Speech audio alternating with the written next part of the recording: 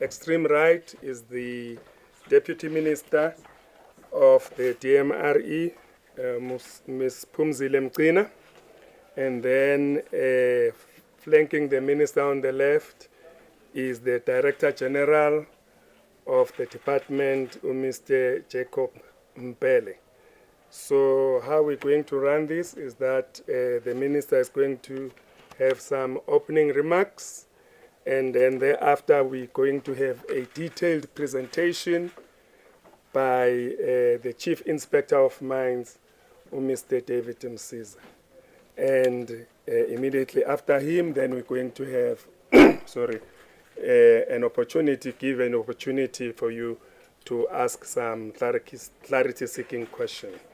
At this moment, I'm going to call up on the minister to come and give his presentation. Over to you, Minister.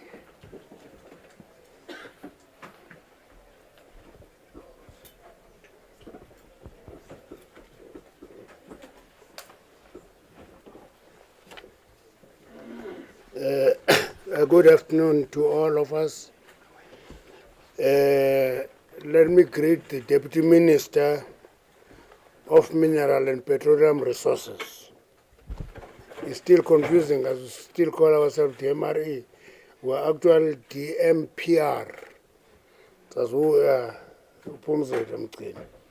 DG, Jacob Mpele, I know you still like the broader scope. The DMRE, no, it's DMPR. Okay.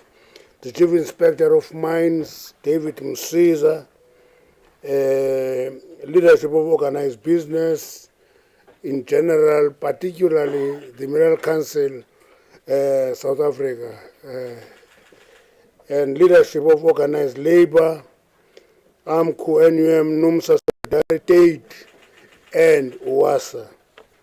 Professional associations, AMSA, SAMSCA, SIMM,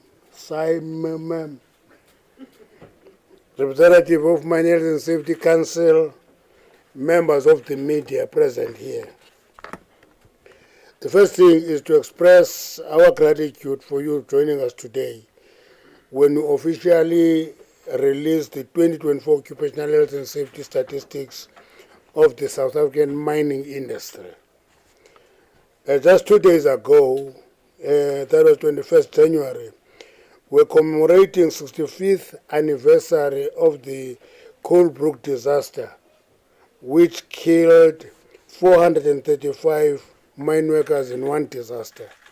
That was in 1960. 26 years ago, in 1986, 177 mine workers lost their life during the Kinross disaster, while further 104 mine workers perished during the Valreefs mining disaster. We can give you a long list of these disasters, and all of them reflect the character of the mining industry, which is quite a dangerous occupation if you are a mine worker.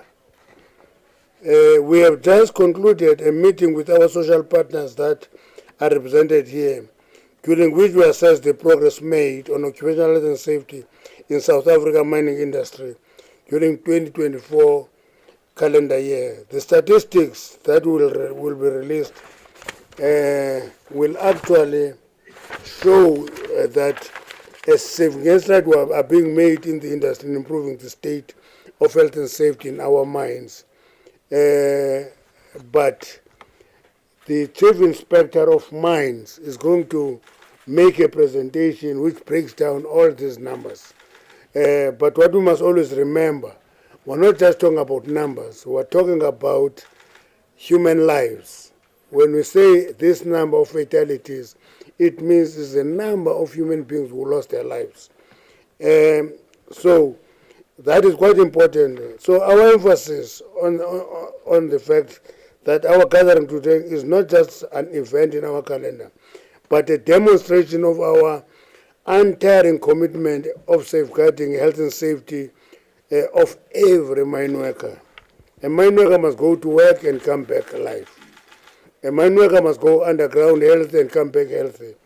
The health and safety of mine workers remains the center of the work we do in government, just as it remains central to long-term sustainability of the mining industry. A safer workplace is a productive workplace. And this was rubbed into our head over and over, that a safer place is a productive workplace. Hence, they continue to strengthen the enforcement provision, the reinforce offenses and penalties, and remove ambiguity by amending certain definitions and expressions in the Mining Safety Act, and hereby empower South African mining to attain the goal of zero harm. That is the ultimate goal, that there must be zero harm in the mining industry. Whatever encourages that our effort continue to show sustainable downward trend in occupational diseases, in injuries, and in fatalities. Whereas the Chief Inspector of Mines will give you detailed presentation of our performance during the period under review, allow me to take this opportunity to briefly reflect on some of the significant milestones we have recorded during the period under review. South African mining industry recorded 42 fatalities in the year 2024, and marking the lowest ever number of fatalities in the history of mining in South Africa. This represents 24% improvement year on year compared to 2023, where we had 55 fatalities in the mining industry. Remember, in 2022, we had 49. That was the lowest ever recorded number. We've improved that number. It's now 42. There were no disaster-type accidents reported in 2024 compared to one disaster in 2023. And everything we call a disaster in mining is when one accident takes lives of 5 and more workers. We describe that as a disaster. In 2024, there was no such an accident which would define as a disaster. This record is a result of concerted effort by all parties. That's why it is important to always appreciate the fact that it is the companies and employers, it is the workers who are critical in actually making sure that the accidents are reduced. I always explain this to people that mine workers experience solidarity in practical terms because the life of the next mine worker depends on the alertness of the other mine worker. Only in mining that is a reality of life. The fatalities of a commodity, gold recorded 11 fatalities compared to 20 in 2023. In platinum, 18 were recorded compared to 22 in 2023. 6 fatalities in the coal sector compared to 7 in 2023, which is a year-on-year 14% decrease. 6 fatalities of the category of other mines compared to 6 in 2023, showing no improvement year-on-year. This category of other mines include diamonds, chrome, copper, zinc, sand, lime, granite, manganese, nickel, and bricks. That's what is covered there. And Adam Caesar is going to be giving you a proper analysis of all this, ranging from occupational injuries, occupational diseases. He will also talk to women in mining. Remember, it's one subject that I like talking about because the employment of women in mining was a result of the 1987 strike, where it was actually legislated that where women could work in the mines.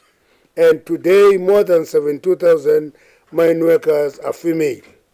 So we see that as progress, and the analysis of the health and safety for women is particularly important to pay attention to it specifically because they are different from all of us. Illegal mining. As we release these statistics, we are conscious of the severity of illegal mining that is in the South African mining industry. Our view on this matter has not changed. We remain convinced that illegal mining is not a mining activity, but a criminal activity. And it is a war on the economy. There can be no two ways about it. It is criminals attacking the economy. Precious metals illicit trade is estimated in 2024 to about 60 billion. That 60 billion is a leakage on the value of the economy of the country. It's a serious criminal activity. And it is quite important, therefore, that we focus on this matter and we actually ultimately break these syndicates that steal gold. It doesn't end up underground. So we support Valam Koti as a program of the police. Yeah. Before I sit down, let me just comment on the jet fuel supply, which was publicly announced over the last week. And somebody from AXA I wanted to say, Department of Mineral and Petroleum should pay attention to this issue. And our view was that that is correct. But the reality of the matter, for example, a government-owned Petro SA, which is actually supplying jet fuel, was never given access to actual major airports. It is only supplying jet fuel in two small airports, that is East London and George. The others, the department and AXA have not given us the right to supply in those major. But we can report confidently that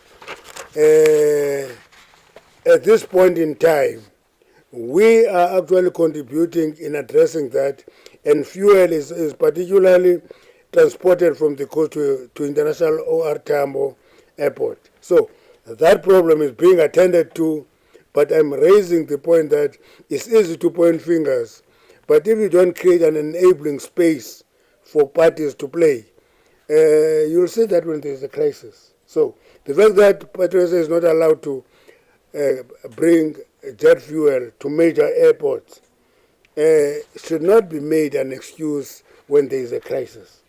I want to leave at that and allow the Chief Inspector of Mines. Is the only person who is not called Deputy Director General.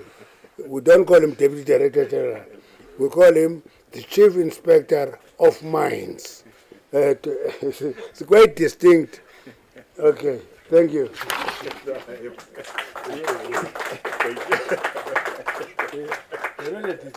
I am.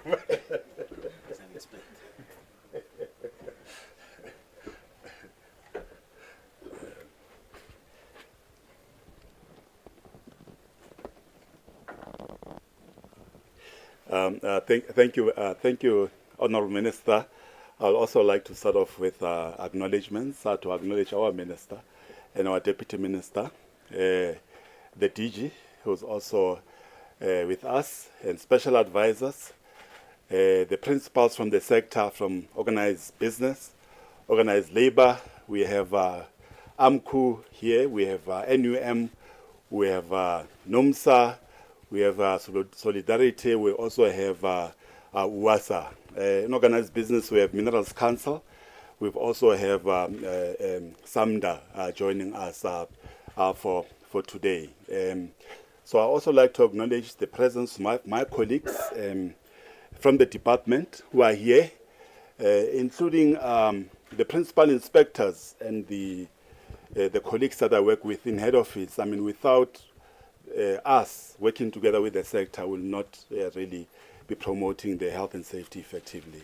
The media, I think it's very, very important that we acknowledge your presence, because without you, we can also promote the work that we do. So my presentation, as Minister has indicated, will be mainly on the performance of the health and on health and safety by the sector for the period 2023-2024.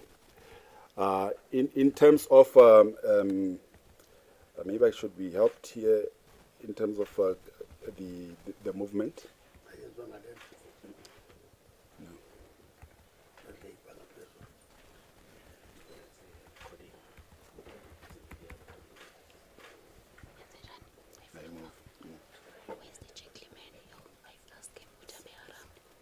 My apologies for that.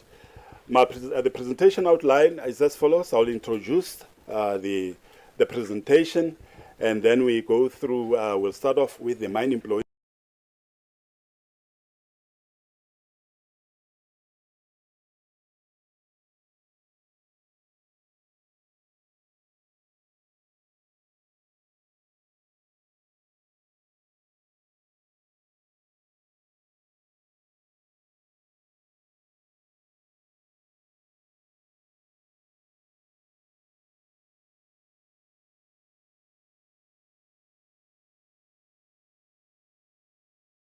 Than the lag indicators that I've referred to. I'll also touch on the recent Mine Health and Safety Tripartite Summit that we had in October last year, working together with all the stakeholders on what more can we do on making sure that we achieve that goal of zero harm that we have committed ourselves to. And then I'll conclude the presentation. As a department, we continuously work together with the mining sector, and ministers clearly indicated that, you know, some people will say no, but it's Section 54 that leads to improvement on fatalities. Yes, the work that we do as a department is very important. We believe that the sustainable and significant improvement that we've seen in the sector is as a result of us working together with all the stakeholders, including organized labor and including organized business and other stakeholders that are there. And we strongly believe that is that. So what we have done over time as this collective is that we've strived to look for opportunities to further improve the goal of zero harm. So in the past, what broadly we used to focus on is generally technical related matters that affect health and safety. So we look at the softer issues as well, the culture, for instance, in the sector. The changes in the sector that also affect the business of doing mining, and ultimately that will affect the health and safety of the mine worker. So we are diving deep into the stats that we collect, and we are also looking at the macro and micro factors that affect the business and how we can assist us in achieving that goal of zero harm. And we believe by doing that, it has led us to the milestones that the minister has referred to, of last year being the safest year on record. As I indicated, we dissect, also we look at the in terms of mine employees, because really it's about human beings. In terms of the 2023 stats, you'll see that the sector employed almost 480,000 mine workers. So mainly, and then mainly it was with the platinum group metals, the coal and the gold mines, as indicated on the slide. Now, the other factor that we are picking up was that 42% of the total workforce are contractors. Why I'm highlighting that is that in the past there's been concerns that some contractors, you know, they're not complying with the law. So it's very important for us to come up with appropriate measures to deal with it, of which we are working together with the sector to look at that. But just to break down the numbers there, about 183,000 workers are employed in the PGM sector, followed by the coal sector, about 96,000, and the gold sector, about 94,000 people employed. Now, most of a significant number of contractors are employed in the coal sector, as indicated there, and the iron, the chrome, and the diamonds and the manganese sectors as well. Some of the mines, why there's a lot of contractors there compared to the PGMs as well, is because some of the PGMs are doing specialty work. However, there are contractors who are doing work in the sector. So it's very important that we also focus on those. Minister referred to women in mining. There's currently about 76,000 women employed in the sector. That is about 16% of the overall figure that I've referred to the previous slide. Approximately 31% of the total female employees are on contract. And last year, we had what we call the Women in Mining in Dab. where about 650 delegates from the mining sector came, and we met with them in August to really to understand what are the challenges that are still out there. And Minister will say that one of the biggest things that the sector has done is transformation as well. We've seen a significant number of women being employed. In 2002, when the MPRD was introduced, there were about 11,000 women employed. Now they are about 76,000. But there are health and safety issues and GB issues that we are dealing with in the sector. Now, in that indaba that I've referred to, some of the challenges that the women have indicated was that, look, some of the mines, they deliberately put us on contract so that when we get pregnant, then we get dismissed, so to speak. You know, there's other issues that they've raised, including the PPEs, the issues of GBVF that I've referred to, and also the issue of ablution facilities and change houses issues. So at that indaba, we've considered all of those concerns that we have raised by the women, and we have come up with a clear action plan and timelines and how we can really improve on that. And furthermore, as a department, we've also issued guidelines on PPE and a guidance note on gender-based violence, which is aligned to the national one as well, to try and improve on those challenges that they've referred to. Now, coming to occupational health, if you look in the last 10 years, there's been a significant improvement in terms of occupational diseases reported by the sector. The highest on the slide you'll see was reported in the last 10 years in 2014 of about 6,600 or 6,577 to be exact. And you will see, as I indicated, there's been a significant reduction thereafter. Year on year, there's been a 17% improvement. In fact, 2023, it has been the lowest on record. And just to clarify why we are referring to 2023 figures is because on how the mines report occupational health figures, we've agreed that they'll have to report to us in terms of what we call the annual medical reports. And that is being reported in the fiscal period. So, but the indication is the same anyway. We see a downward trend in terms of the diseases as highlighted in the screen. Similarly, with silicosis, you see a similar downward trend over the last 10 years. You'll see in blue, most of those diseases were with the gold mines. Mainly it's because that's where you find the most of the silica dust. You find it in the gold mines. That's why you have that. Now, for those in yellow, or indicated in yellow there, that's the platinum group metals. Why you also get some in the platinum group metals is because of the mining methods in the gold mines are the same as in terms of the PGM. So you'll find that sometimes then the mine employees migrate from the gold mines to the PGM sector. So that's why the cases are there. So I think what is also encouraging with this as well, that broadly we see a significant improvement in silicosis as well. Similarly, we see an improvement on pulmonary TB. Pulmonary TB is occupational-related TB, which comes about by exposure to dust. So we've seen a significant improvement, including on gold and also on gold. There was a slight regression, but we've seen mainly with the PGMs, the coal, and as well. You'll see that the diamond sector has regressed by 333%. Why is that? As a department, we have been promoting for the mines to do better screening in terms of occupational health issues. And in fact, health, as a matter of fact, they must do better screening in terms of medical surveillance. So those figures, they are as a result of that. But for us, what is encouraging is that the trends are really coming down. You know, Minister has indicated that these are the numbers. There's human beings behind them.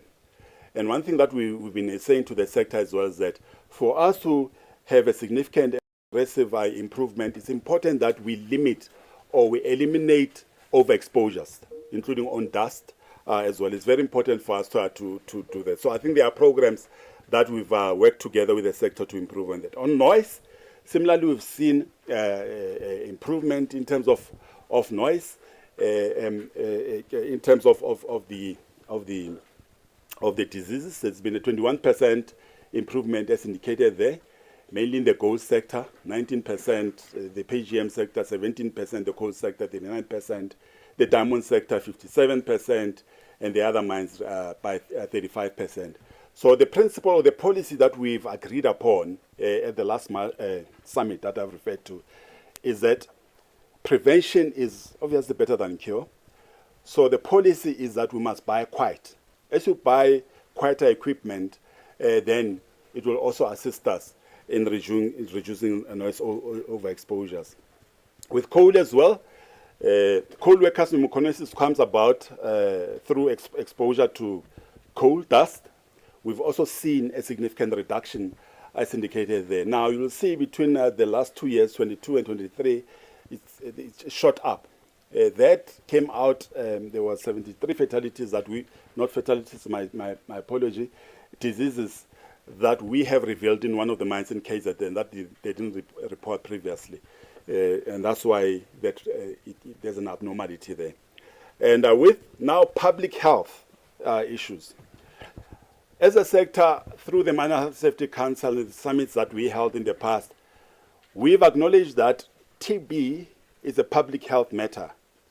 However, it's important for us to look at the complete well-being of a mine worker if we want to achieve that goal of zero. So one of the things that we've started at that time looking at is the issue of TB. In fact, at that time, they were saying that we are the mouth of TB and we spread TB to the other countries, mainly the SADC countries. So we came up with programs that we've included in our milestones. And since that time, there's also been significant improvement. Now, on that slide, you will see that there's been a 97% of employees that have been screened for TB. At that time, we've adopted a 90-90-90 principle. Now it's a 95-95-95 principle, which is counseling, screening, and treatment. So we've committed that we are going to maintain that principle. And in fact, if you see that on the slide, we've supplied with 100 of employees that are on treatment.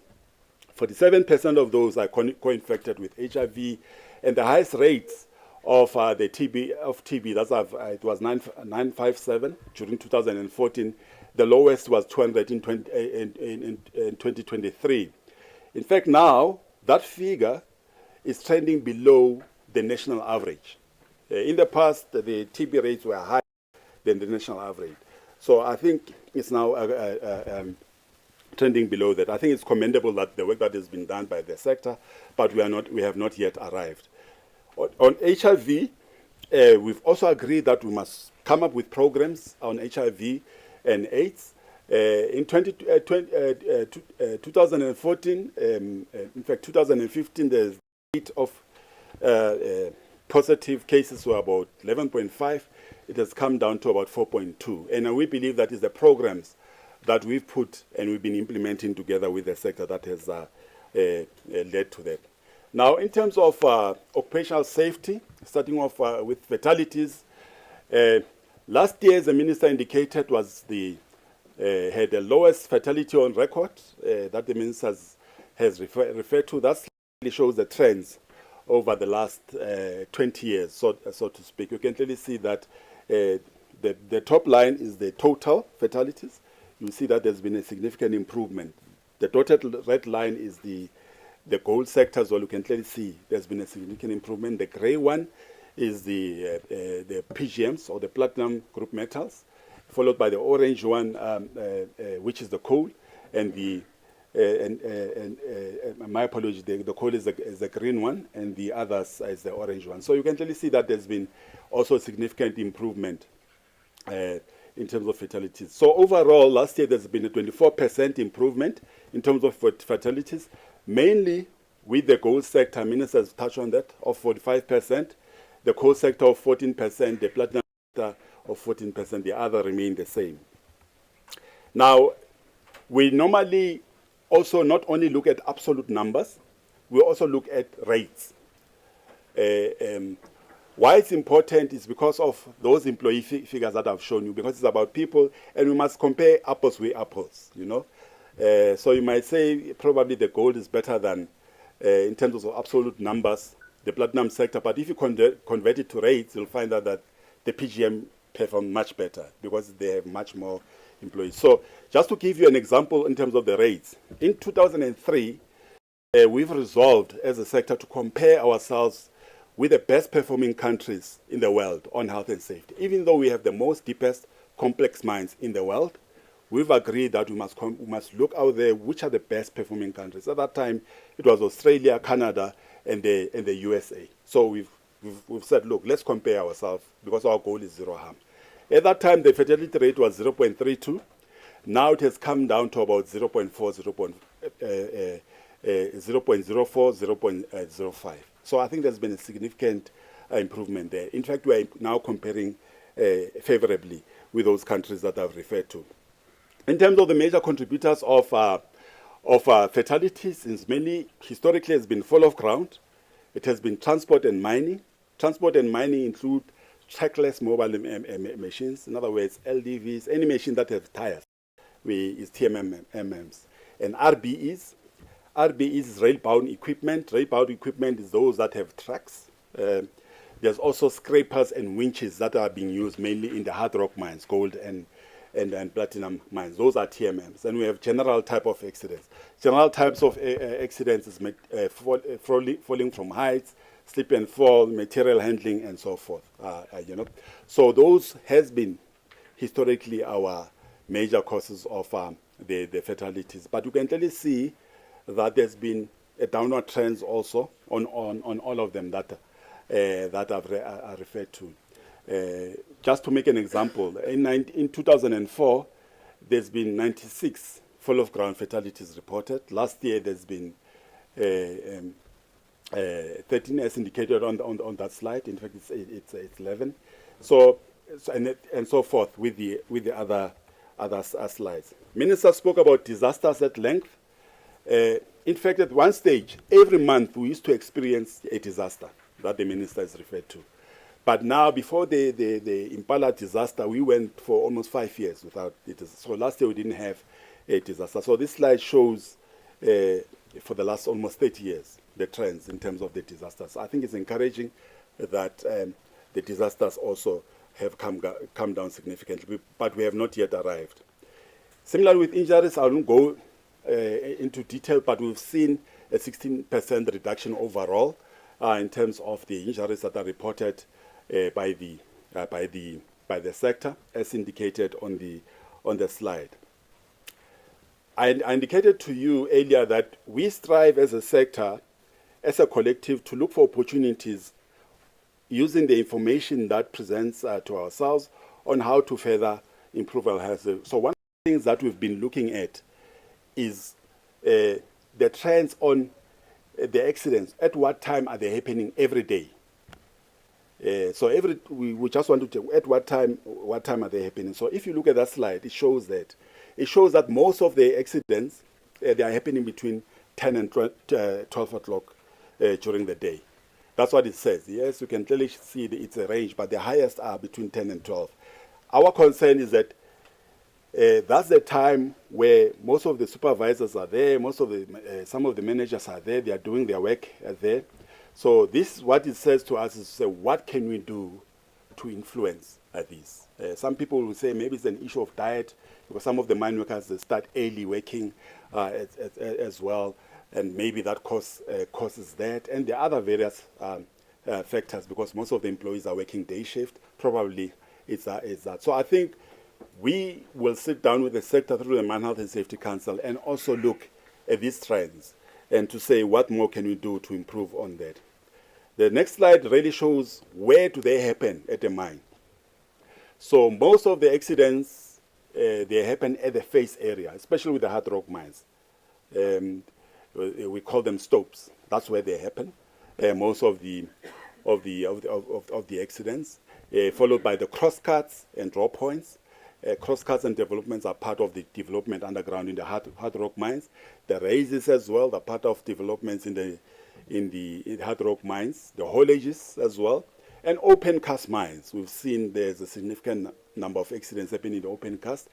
Board and pillar mines, especially where the coal mines that use continuous miners, what we call the CMs, that cut with CMs. We see a number of accidents happening there. And lastly, the center gullies as well as part of a development of underground of a hard rock mine as well. So we looking at this information.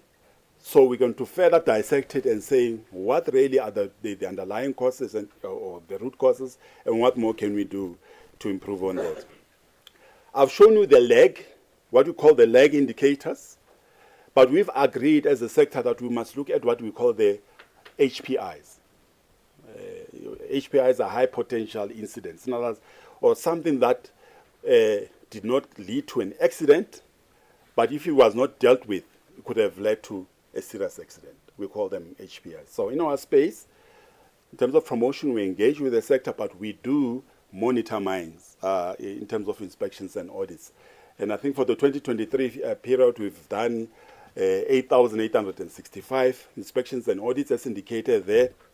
And the Section 54 and 55 instructions, for those who don't know, Section 54 and the 55 instructions are a requirement in the Mine Health and Safety Act. 54, it gives the powers to inspector that if, let's say, they go and observe serious transgressions that might lead to loss of life, they can issue a 54. A 55, yes, it's a serious, but it might not lead to a loss of life. Now, overall, there have been about 7,000, Section 54 or 55 were issued to about 7,000 transgressions. It's good that we've revealed these are transgressions as a department, but our worry is the magnitude of the transgressions. So, in other words, if we have not revealed them, even if you can 10%, 20% of them, they might have led to a serious accident, including injuries and occupational health related matters. So, I think it's something that we've agreed as a sector that it's important. Yes, let's look at the lag indicators that I've referred to, but it's important to also to focus more on the HPIs, or what we call is the lead indicators as well, to prevent what I've also referred to. At a high level, some of the transgressions, and they speak to the lag indicators, the causes of accidents and occupational health challenges that I've referred, is that we've picked up during our inspections is on trackless mobile machinery, rail-bound equipment that I've referred to earlier, and scrapers and winches also. And also the lack of adequate risk assessments. So the law requires that the mine must do a baseline, a continuous, an issue-based risk assessment to prevent harm on the workers. So one of the things that we picked up that in some of the mines this is lacking, and there's a need to improve on that. Also, in some of the mines that there's no adequate measures put in place to prevent fall of ground accidents, more specifically regarding support underground. Of ensuring that there's adequate support. Also, there inadequate SOPs. We come up as the standard operating procedures, and also in some of the mines there's no proper supervision, and I think it also leads to that time of that the trends that I've shown you on the time of day when this accident happened. In some of the mines we've seen that there's lack of adequate legal appointments, including managers, engineers, occupational hygienists, OMPs, surveyors as well, and we believe that they affect health and safety. Conveyor belts as well, some of them, they don't comply with the provisions of the law. Inadequate emergency preparedness. This is the biggest worry for us because we expect that there should be proper evacuation drills being done. There must be proper SOPs to prevent in a case of an emergency so that all of us are ready. So we've picked up that some of the mines don't have that shafts and winders. You know, the worst thing that can happen to us, as we have noted in the past, is a shaft-related accident. So we've picked up also in the past that in some of the mines there are challenges regarding that. The use of unsafe machinery that lead to accidents that I've referred to, and the proper safety iterations. Now, in terms of the law, it is required that before the workers start working, they must inspect, including with their miner or their supervisor, whether the place is safe and make safe first. And they must declare before they start working that it's safe to work. So we've seen that in some of the mines that this is not done adequately, then it might lead to accident. and issues of ventilation in some of the working places. Now, our sector has been in existence for more than 150 years now, and we have some of the oldest mines in the world, so to speak. So some of the workings are more than 10 kilometers away from the main shaft, or from the main shaft. So you'll see that that also affects the quality and the quantity of ventilation. So I think it's some of the things that we've also picked up that needs focus on. As I move towards the end, last year, from the 16th of October to the 18th, we came together, the sector, to hold what we call the Mine Health and Safety Tripartite Summit. We normally hold it every second year. And the purpose of the summit is to review the performance of health in terms of health and safety in the sector, and what more can we do together to further, that will push us towards that goal of zero harm, right? And then we came up with new milestones, so to speak, where we've agreed we must still focus on the elimination of fatalities, injuries, and occupational diseases. We must now also focus on what we call non-communicable diseases. Before we didn't have this one, but we thought that it's very important that we look at the complete well-being of a mine worker. So this is what we call the lifestyle diseases, including the mental health. We believe that if we focus better on that, it will edge us closer to that goal of zero harm. So we came up with programs on how to deal with it. I spoke to HIV. We'll continue focusing on that. The culture, which we call the softer issues as well, that has to do on the leadership, visibility in the sector, the risk assessments that I've also referred to, and other pillars that we've identified. It's very important that we focus also on the issues of behavior that speaks to culture. The women in mining, safety, security, and hygiene, and health issues, we've agreed upon that as well for the first time that this is included. And this obviously came from what our colleagues from the sector were saying at the Indawa that I've referred to say it's important for us to focus further on that. We also agreed on the Center of Excellence.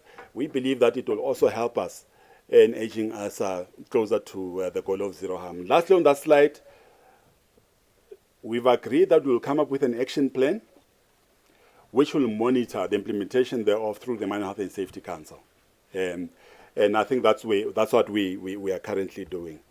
And lastly, as the Minister clearly highlighted, there's been a significant improvement on health and safety in the sector, but we have not arrived. People are still losing their lives, still having injuries and diseases. So we'll continuously working together with the sector to improve on safety. I've referred to issue of change management. We've seen it as a factor that if we don't manage change very well in the sector, it will lead to accidents. In fact, through the Mine Health and Safety Council, we've drafted a guideline that will assist us in having a consistent approach. Technology and leading practice we've identified as well as an opportunity, especially in support of 4IR as well, to improve further on health and safety. We've agreed through the council to implement what we call the proximity devices, the PDS systems. And since we have implemented those since 2022, we've seen a significant reduction in terms of the transport-related accidents where people were run over by the TMM. Lastly, it's on the commitments. We are urging the sector to say we've agreed on those commitments at the summit. So it's very important that they include them or they factor them on the company's health and safety strategies. With that, my principals, thank you very much, and the colleagues for listening, and the media. Thank you, Babu Butelis.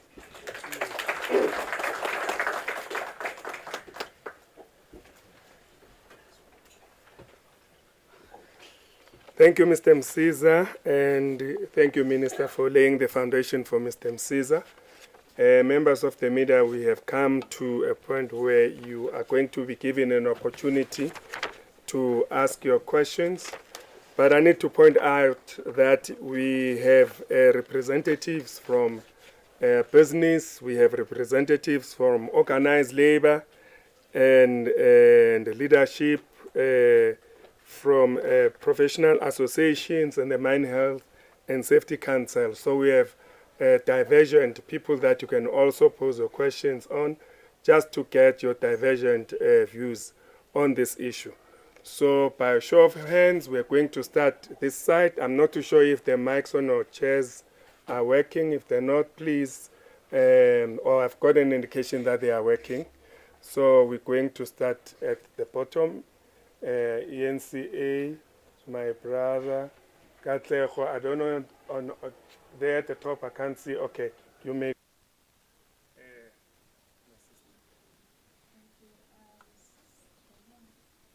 Please raise up.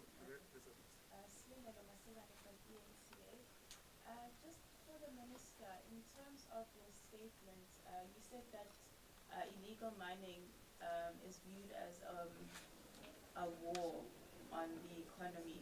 How are you supporting the efforts of Bala Umgodi? Because it seems that we just have many mines that are abandoned. What is supposed to happen once a mine is closed? What responsibility does DMR have to ensure that these mines don't remain open for illegal mining? Thank you. Right, thanks for the question. Thank you. My name is Mudiba from the Inside Factor. Just a few questions. Minister Gwede Mantashe spoke about how Petroleum was not being allowed to supply jet fuel to major airports. Will the government now be making moves to start supplying jet fuel to your major airports? And then my second question, Zulinzi Mabavi has criticized the government for its role in the Valamkoti operation. He's personally threatened to fight for the rights of workers and the government accountable if it's found that the cause of death was starvation. Then my final question, there's a growing narrative here with regards to Western-funded NGOs here, Minister.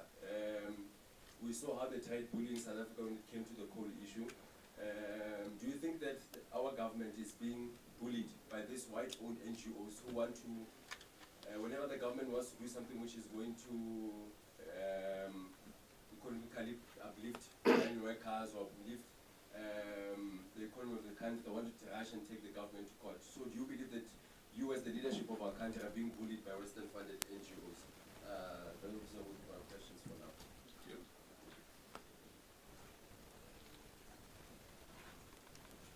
Good afternoon, Katabalamoji from the SABC. Sorry.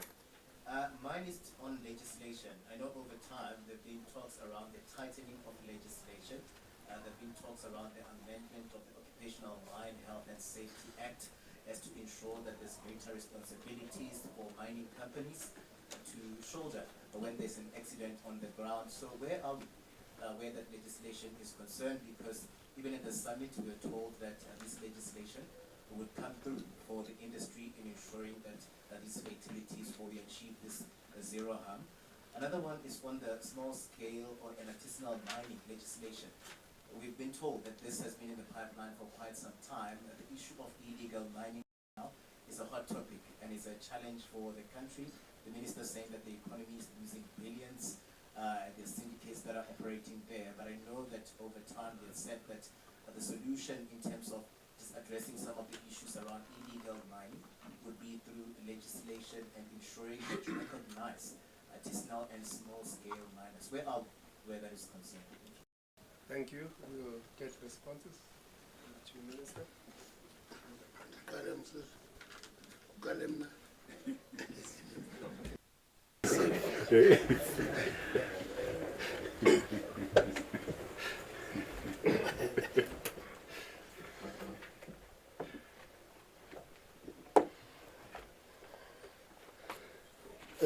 I normally give difficult questions to officials and I deal with the simpler ones. Now they say I must answer first. Illegal mining is a criminal activity. I want to put that on record clearly. Somebody was trying to say to me, do something about illegal mining. And I gave them a parallel, and I said, would you give the responsibility of dealing with cash heists to the Minister of Finance? and said no, because it is a criminal activity, it is dealt with by the police. Illegal mining is a criminal activity, it must be dealt with by the police. How do we support Valam Koti? Let me give you a breakdown of how rehabilitation is regulated in South Africa. It is broken into two. There is what we call concurrent rehabilitation, which means an operational mine must do rehabilitation as they operate. That's why you'll find that if you go to the colliery, half the time rehabilitation is not a major issue, because collieries mine open cast and they rehabilitate them as they move on. But there's a big chunk of holes which were left by what we call derelict and ownerless mines. Those are mines that were operated under the apartheid, where there was no legislation enforcing rehabilitation. And the state is taking responsibility to attend to that. That is what we are doing in terms of calling the holdings. About 800 holdings have been closed thus far, because it depends on the allocation of the budget to close those holdings. On the average, we close about 40 holes a year. The total of those holes is 6,100. So they are not belonging to operational mines. They are belonging to mines that are derelict, and those are ownerless mines, and those there's no owner who can be identified. That's why among those holes are asbestos mines, which were closed many years ago, no longer operational, but the state says we will close these holdings, and we're doing that. That is the support we're giving to Operation Valam Koti. And that takes me to the question of General Secretary of SAF to for safe death and submission. State must take a responsibility. I asked for permission to visit the crime scene in Stilfontein last week. I call it a crime scene, TG, because it is a crime scene. I visited it, and this question was raised, and I answered it simple.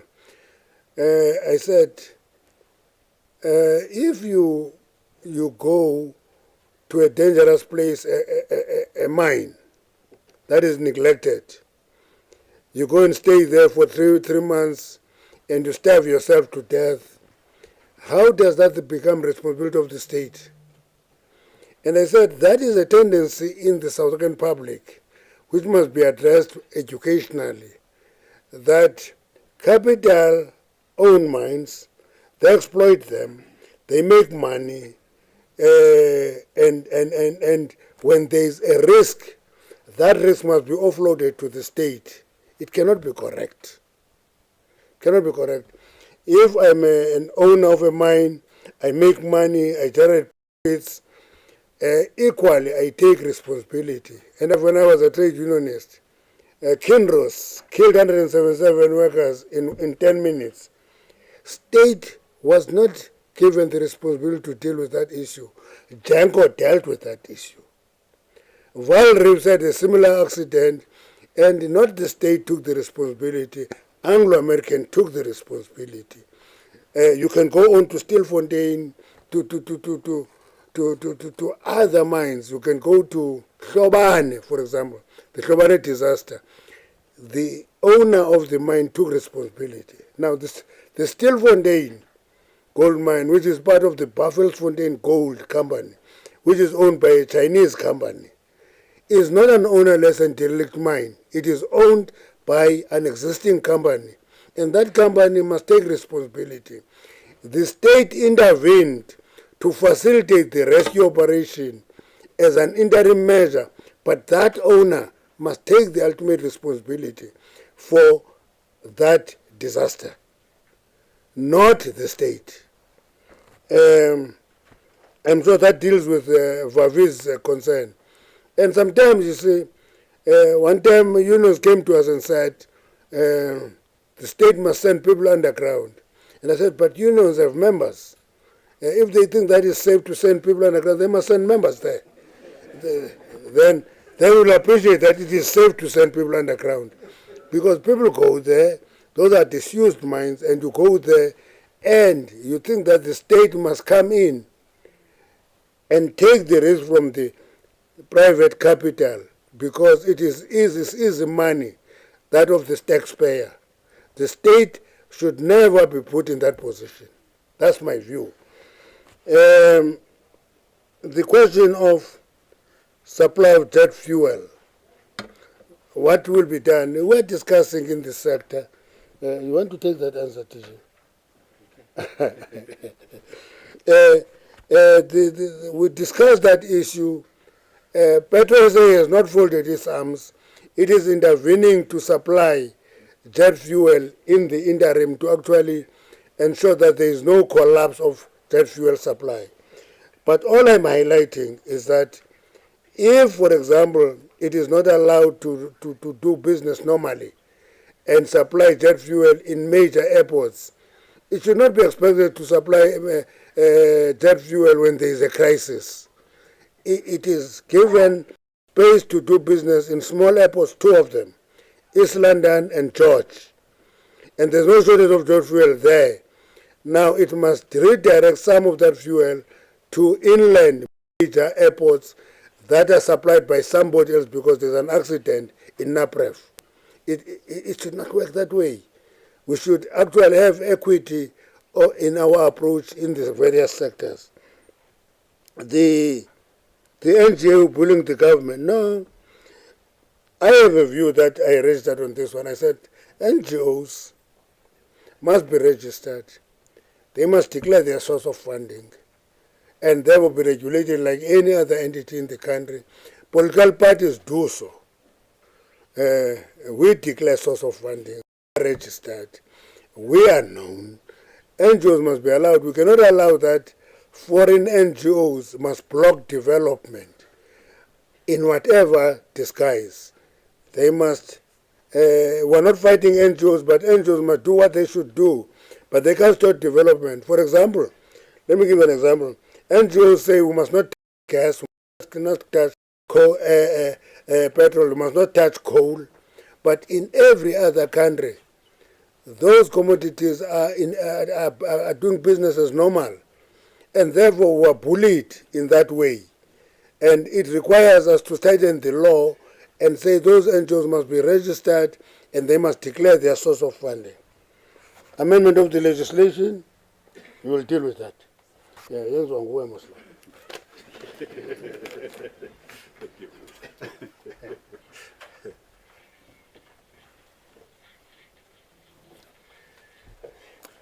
Thank you, Minister. I think the question from the SABC regarding the legislation, indeed, there has been a process which has been ensuing in terms of the review of the Mine Health and Safety Act. It went through consultation processes and it went through cabinet. It's currently in Parliament. And what will happen then? The Parliament there'll be a consultation process with the public, and thereafter, then the final product will be. There'll be recommendations, and then we move forward in that. But at a high level, yes, the objective really of the bill was to strengthen enforcement and also strengthen the issue of accountability. Because we've seen some of the accidents really, we believe that they could have been prevented if, let's say, there's been accountability. And also another objective is to ensure alignment with the other legislation, including the MPRDA. On artisanal mining legislation, yes, there is a policy in place, and the department is implementing that policy. There are programs that are being run, including the training programs that are also being done through Mintech as well to assist. I must also highlight this really on legitimate mining. I think the approach is to ensure that there's legitimate mining. So there are training programs that are in place. But with the small-scale miners as well, there is the MPRDA. My colleagues from the compliance section, they go around to the various provinces, and they do workshops to assist people in the process that needs to be followed in terms of application, so that it should be made easier for the mining license. I think those were the two outstanding questions. Thank you.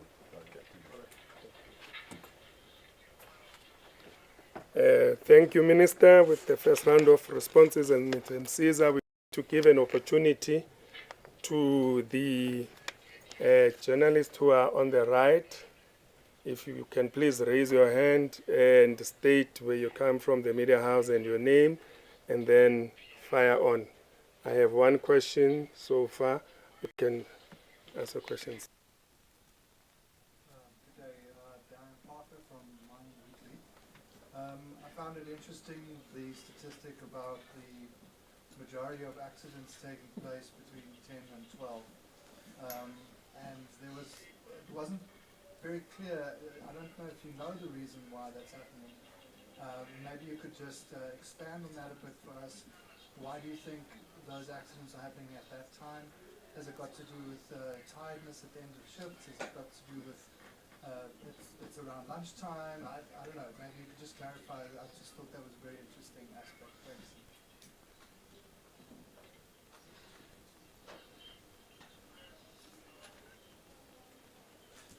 All right. I see there's a follow-up question from Katlego. You also have a question. Are there any further questions? Batabile, please, if you have any questions there from our online colleagues, just indicate, but we will start with the questions on the floor. Over to you, Katlego, and then you can come in. Mine is also on issues around safety within the mining industry, just revisiting the case of Lily Mine. Just give us a sense and update of where are we, where that case is concerned. The families are still looking for answers. Their loved ones are still underground. So do we have a sense of where are we? We saw efforts just around the rescue mission, and monies are being channeled towards the rescue mission is still 14, and there's an issue around illegal mining. These are mines that were mining legally, and they still have not been found. Where are we where that is concerned? Are we going to see the greater efforts similar to what we saw with this rescue operation, just now moving into Lily Mine to try to find the 3 miners that are still missing? Okay, thank you. Mudiba from the Inside Factor once again. To the Minister, with regards to illegal mining, there seems to be a well-organized, well-resourced, and a well-protected syndicate within the illegal mining sector, and something that's been happening for a long time. Has your department been in talks or form a certain partnership, maybe with state security, to find out where do these people come from? Where does the market come from? The black market actually funds them. Has there been some form of help from our state security? Thank you. Okay, thank you. How about you, Minister?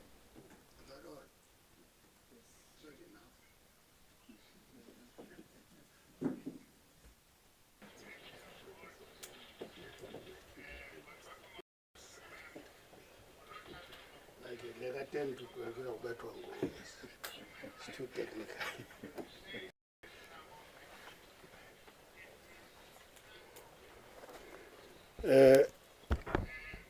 Madam Caesar will deal with the 12 prevalence of accidents. When I was at work, I would have a suggestion for that. I would say, if the accidents are between 10 and 12, they must have a break between 10 and 12. That is a simplistic solution. It's a worker approach. That's what I would suggest. We die between 10 and 12, then there must be a break between 10 and 12.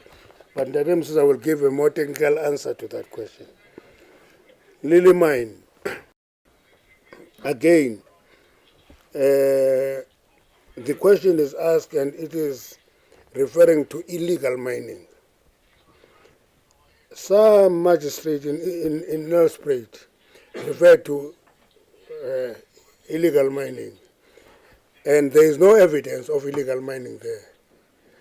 That mine was operated by Vantage. It's not an illegal mine. Vantage is an Australian company. It's established a good gold mining company that is operating internationally. To relegate that accident to illegal mining is actually a shortcut, and I would regard it as opportunistic to me. But what we have done, again, because we said that accident was by an operational company, that company must retrieve those bodies. We are now in agreement, we've given them Section 11 again, to go and start an incline shaft that will go to those bodies and retrieve them. And that gets started. We're hoping that we'll retrieve them not after a very long time. So work is being done in that regard. Protected syndicates, I don't know protection, I must say. The reason that illegal mining is handled by the police is because it is a criminal activity. Therefore, the security cluster is dealing with it. And that security cluster includes state security. And therefore, it is that cluster that must do the investigation of tracing where that gold goes and trace the root of that gold. But all I'm saying is that in South Africa, from where we're seated, it is a very serious offensive on the economy, because if you have a leakage of 60 billion rand from the economy, it's quite serious, and it doesn't make mining companies comfortable. I can tell you that mining companies would not be happy with this. If we can defeat this, actually it will save the economy a great deal of trouble. And we must do that. And therefore, as I say, the security cluster of government is dealing with illegal mining.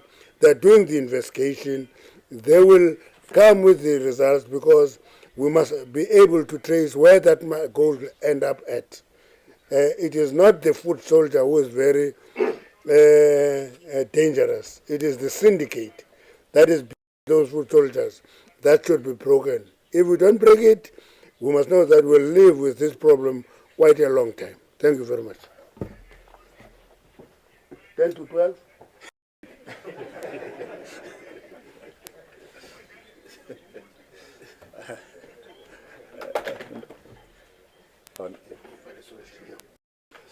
No, thank you. I think it's a great question that you've asked in terms of clarity on the timing. I think the main reason is that there's a cycle in mining. It differs on hard rock mines, it differs on open cast mines, it differs on coal mines. So mines in a 24-hour operation. So hard rock mines, mainly the gold and platinum mines, most of the work, I'm talking about the production work happens during the day. Later and during the day, that's when most of the workforce are, let's say, at the workplace. And later on, there's activities including of processing and cleaning underground, right? So let me focus on that. Some of the reasons that have been highlighted is the fact that because of that cycle, most of those mine workers, they have an early shift. In other words, some of them have to wake up very early to go underground. And there's an element of fatigue. There's also an element of diet as well, because some of them probably don't have enough time to eat, and it affects their concentration. With the coal mines and probably also the open cast coal mines, it's a 24-hour cycle. So they are running 3 shifts mainly, and they're producing as well. So there's an element of fatigue that affects the timing.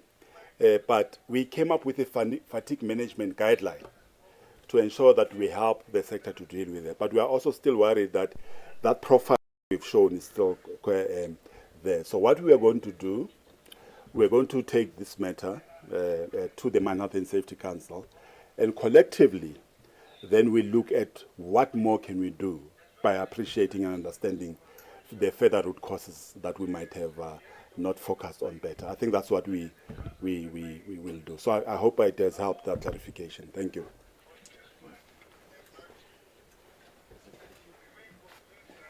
Thank you with those clarifications. Before I invite our online colleagues, I did indicate that we have partners, leadership from business, and leadership from labor. If they do want to provide us with some divergent views, I would like to check if this is their opportunity, if they want to say a word or two. Over to you. Okay. If you can, yeah.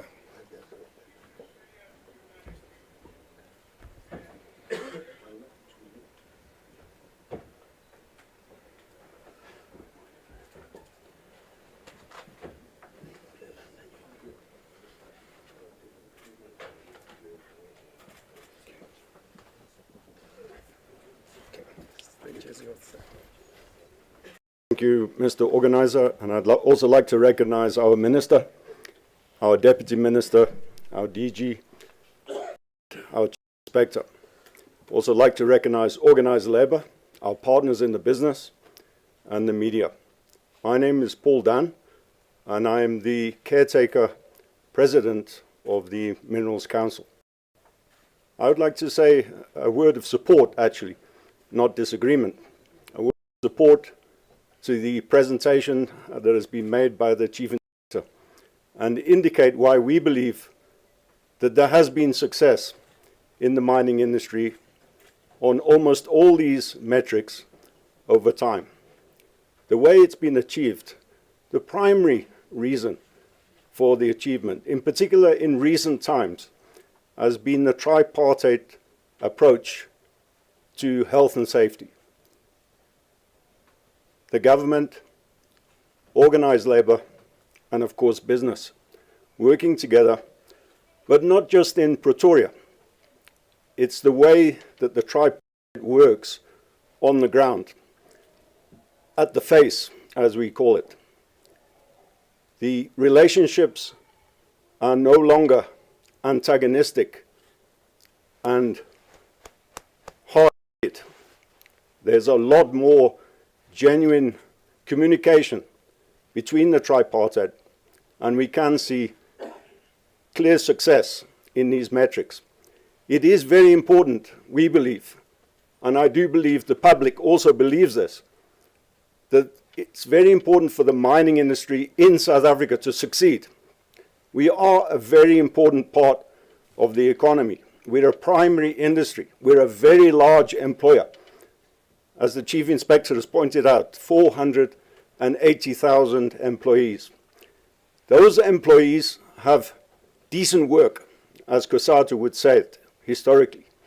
These are well-paid jobs. Each of those employees supports, generalizing a little bit, a large extended family. The wealth that is created by the mining industry has a very strong multiplier effect into the economy. We earn a lot of foreign exchange. So it is important that the mining industry succeeds for all of South Africa. And I believe we are succeeding, and I support what the Chief Inspector and the Minister has said today. The CEOs of the mining companies will continue to drive zero harm. Thank you.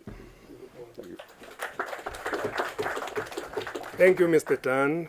From the business perspective, can we now hear from Labour?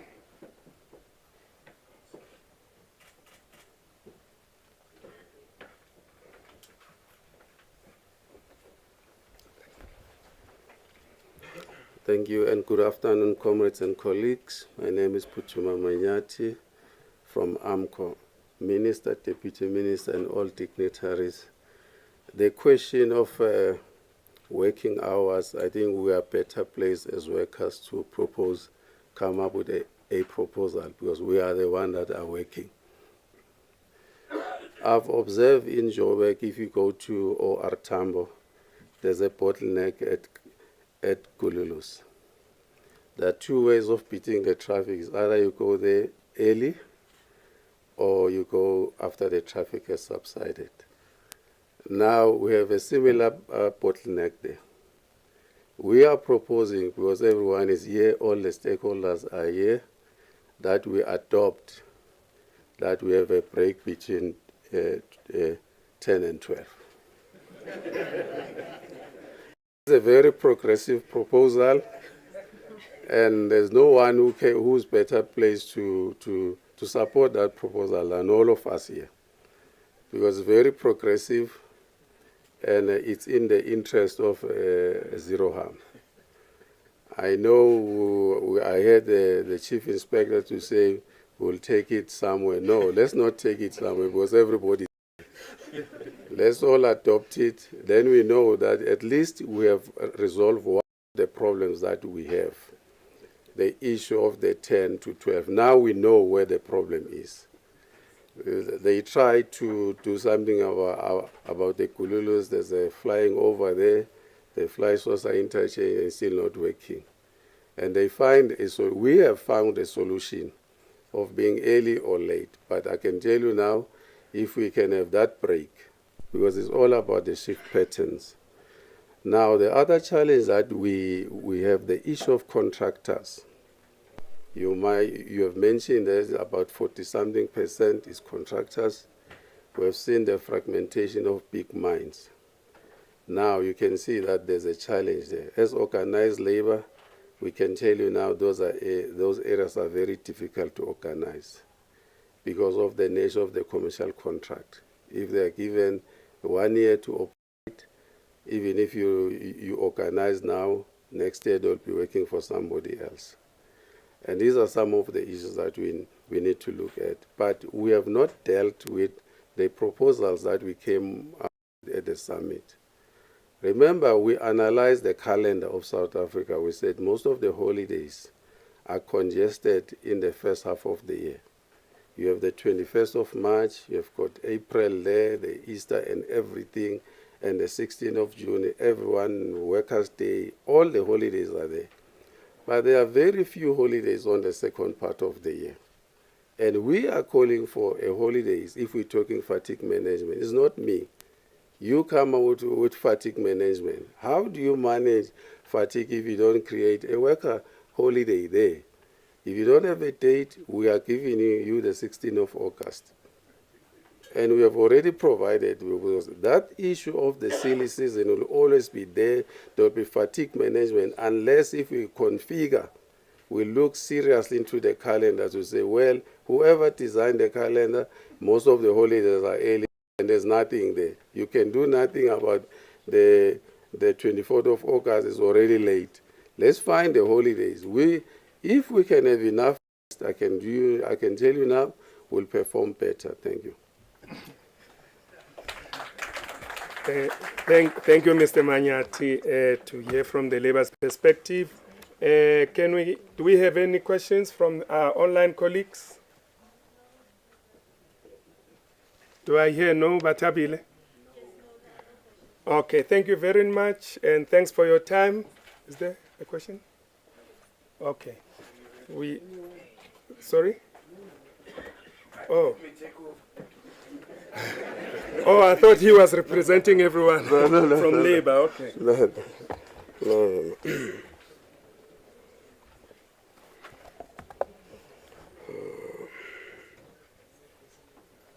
Greetings to the Minister, the DM, the DG, the Chief Inspector, and the Chair of the session. We're trying very hard not to do the things the way we do it ordinarily. That will come and give the message of support. But for this instance, we'll forgive you. We'll forgive you.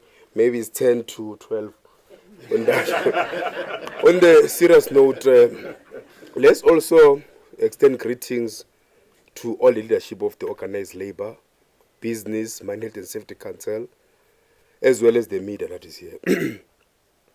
I think indeed, in this, more especially this particular financial year, we must agree, as NUM and the Federation COSAT, of course, that the strides that we have made are through the collaboration that we're always encouraging.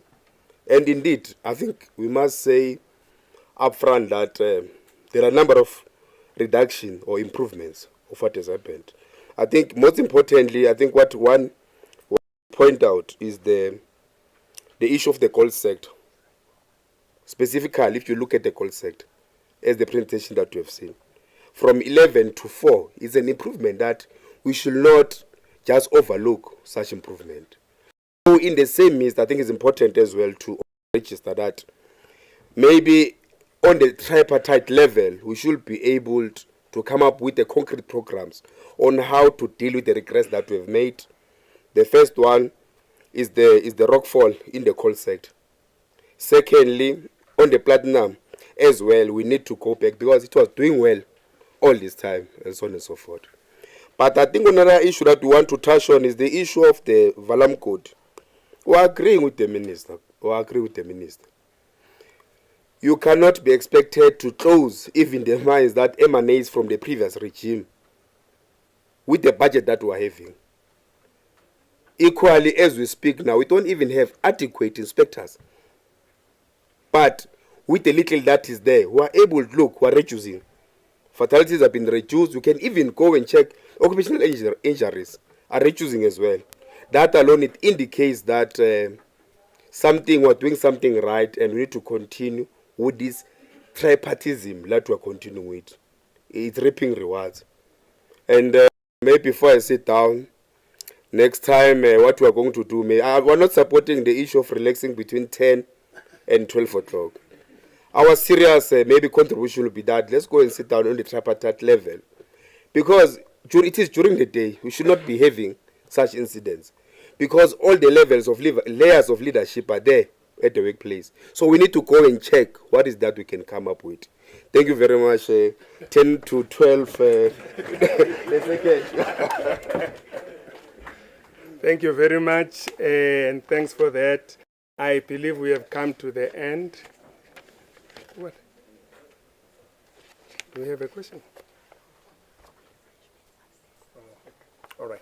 My colleagues have just reminded me, 10 to 12 is dealing with me seriously today. My colleagues have just reminded me that for the members of the media, we have prepared some refreshment on the first floor. And she will lead you, and solely they will lead you to where we have prepared for the media. Thank you very much, and have a wonderful day further. Thank you. Thank you. Okay. Everyone can. Everyone. All right. Thank you.